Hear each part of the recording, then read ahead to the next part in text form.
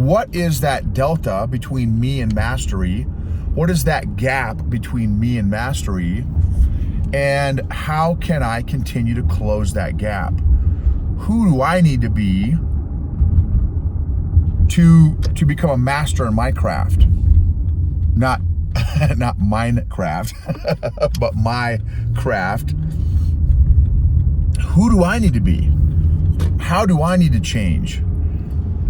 And for me, and not just, can I turn the lights a certain intensity? Can I put on some background music? That's all external stuff. What internal work do I have to do to create external results? What internal work do I need to do to create external results?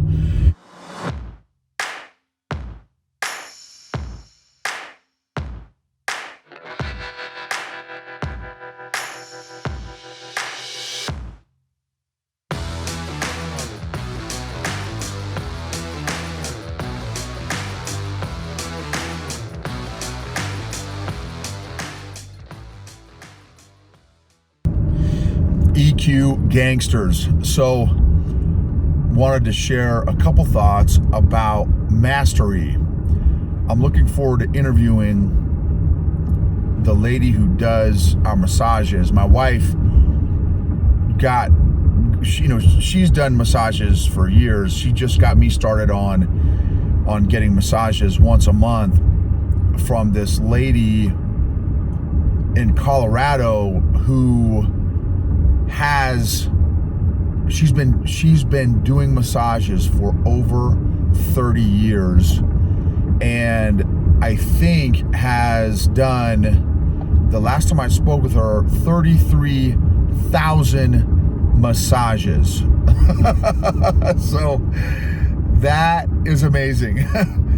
So, and something that is just fascinating to me is the concept of mastery. I know probably a handful of masters of their craft.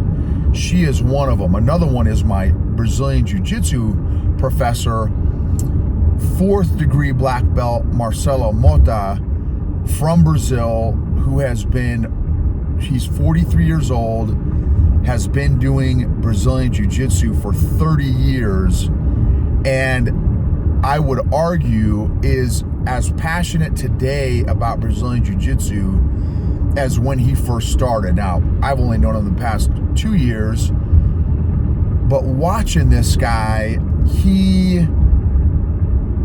it's like his life. Like, Brazilian Jiu Jitsu is like in his DNA. Like, this guy, and he still competes as a 4th degree black belt. He just won gold at this last IBJJF tournament, and he competed in the absolute category, in addition to his own weight class, in the absolute category. For my non-jiu-jitsu listeners and watchers, for those y'all that are, whether the podcast or on YouTube, he open weight absolute category is you compete at any belt level and at any weight. So 150 pound blue belt could go up against a 285 pound 3rd degree black belt, or in his case 155 pound 4th degree black belt could go up against a 280 pound black belt or whatever, right? So, but it's fascinating watching this guy. He loves the practice of jiu-jitsu and everything about it, the art, the science, the everything. And coming from this massage, which was kind of a whole weird experience for me when I started, because I don't do massages. I don't, that's just not my jam necessarily. Because I've always said I've had like maybe one or two massages before that ever in my life, and it was what this lady calls a fluff and buff. Because this lady, you're getting massaged, right? She just doesn't give you a nice little pat down. your muscles and stuff. Like she is working out your muscles, your muscle fibers and stuff. You know, she knows the anatomy. Like it's amazing. Just again, getting a massage from this lady. And I thought, you know, for me, it's just fascinating. Here I am getting massage from this lady that has done 33,000 massages. And something that's fascinating is so I think I've had a total of 5 massages from her now. Every single massage, I want it to extend. I want, you know what I mean? I'm like, oh no, tell me she's not done already. It's because it's like, so that's number one. Number two, every massage, like she puts me in this other planet. Like it is like almost an out-of-body experience with how she knows how to work the muscles and all this kind of stuff.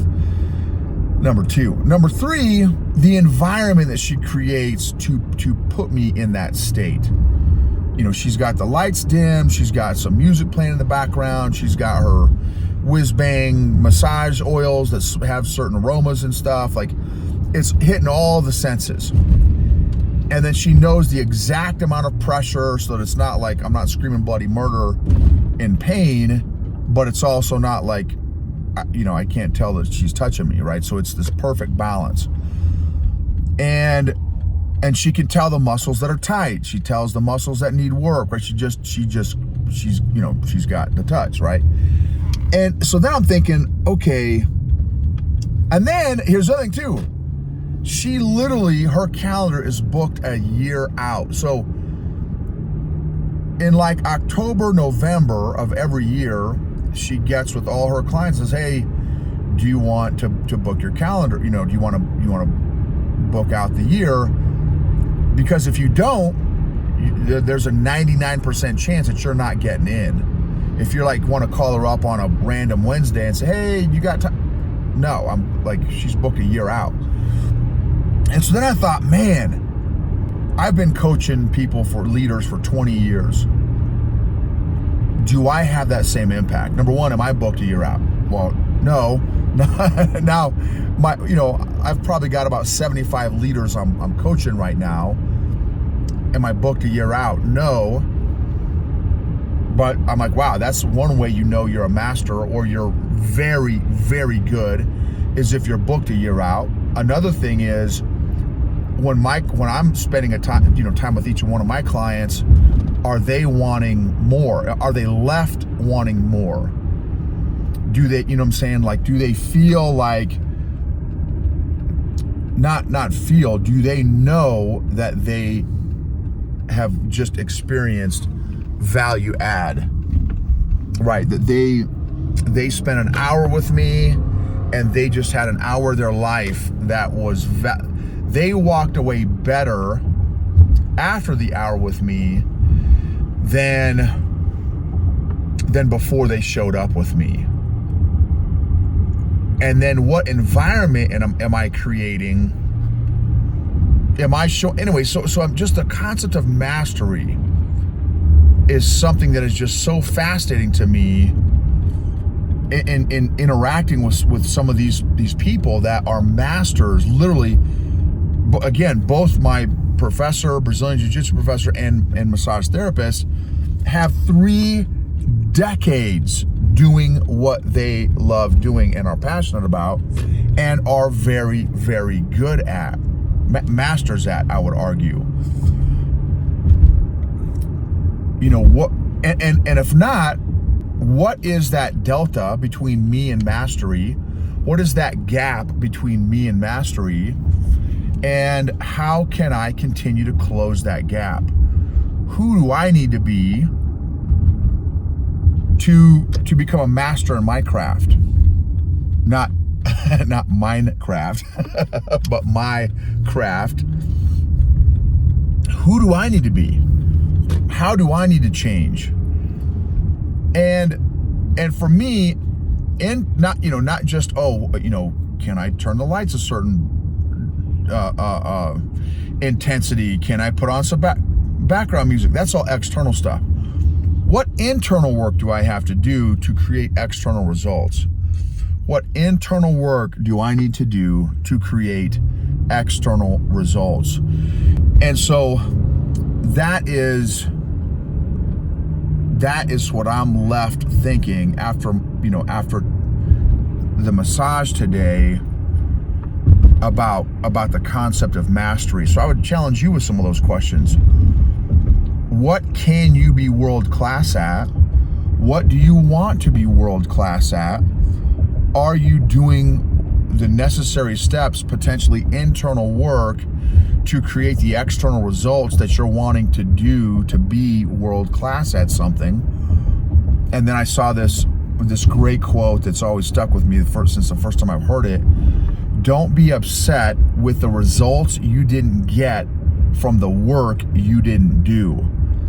So I want to make sure that I have a realistic expectation of me becoming a master coach someday. And I don't mean hours, which is one of my frustrations with the coaching business, is that there's this thing called the International Coaching Federation that has certain, well, if you coach for these many hours and you get this many hours of training, you're an associate certified coach. And if you do this many hours of coaching with this many hours of training, you're a professional coach. And if you get this many hours of coaching with this many hours of training, you're a master coach. Well, in my world, none of those equal emotional health. Like none of those, just because you've coached 1,000 hours or 10,000 hours or 100,000 hours, it doesn't mean you're emotionally healthy.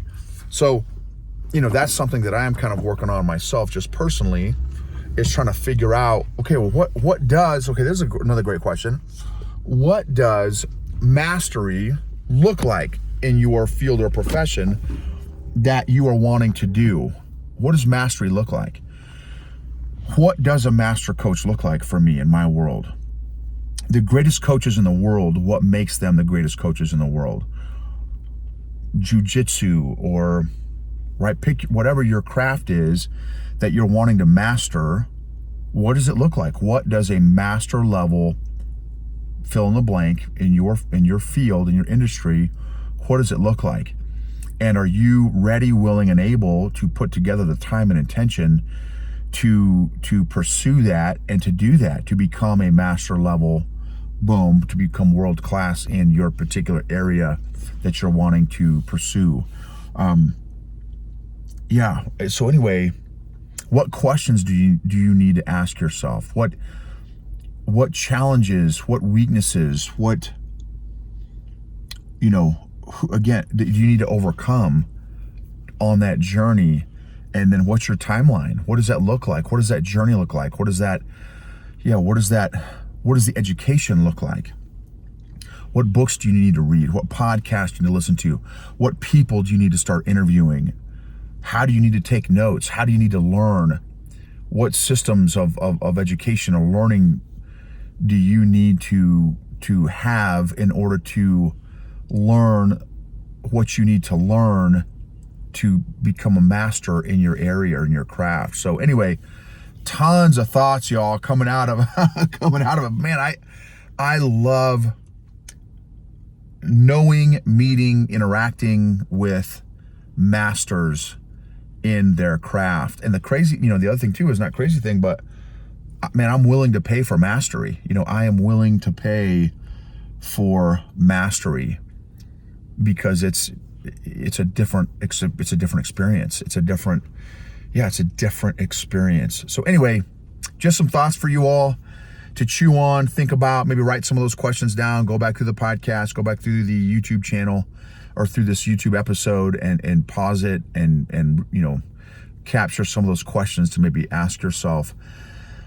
Emotionally healthy leaders create emotionally healthy cultures and organizations, which create and optimize and maximize outcomes and results.